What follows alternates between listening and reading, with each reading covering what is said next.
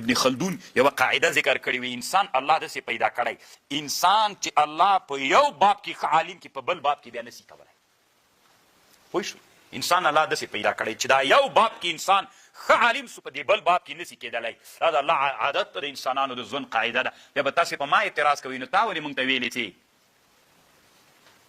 ټول زده کوي زه تاسو ته هېڅکله داسې نه وایم چې ټول زده کوي زه داسې وایم دا دومره ډېر طالبان چې دلته ناست یئ الله مو علما که پس له علماو نه داسې سئ ټول نحوې ته مه ورځئ تاسو ټول نحوې ته ورځئ یو ټول مفتي صاحب سي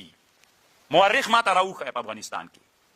داسې مورخ چې ابتکاري فکرو لري راویښیه دا خو ما زه له هغه نه را نقل کړي نو خو امین پې پوهېږي چې عربي زده تاریخ بدایه کې داسې لیکلي او ابن عساکر کې دا طالبانو هر سړی په دې پوهېږي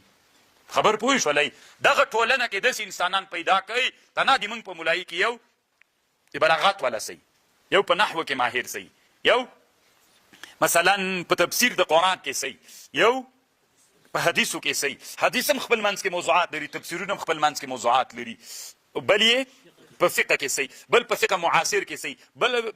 بینکی مسایلو کې سئ دا فقه خپل منځ کې ډېرې مسایل دي بل عقایدو کې سئ بل په تاریخ کې سئ په تاریخ کې په جغرافیه کې سئ نو دا ټولنه کې به طالبانو علماو کې به د هر مسلک علما را پیدا سي موږ خو ټول اوس لکه مۍ یو طرف ته غړو ټول نحویانو له یو طرفه دا اوس په افغانستان کې دومره خطرناک زه چې دیوبند ته تللی وم هلته مې افغاني طالبانو نه پوښتنه وکړې مې دلته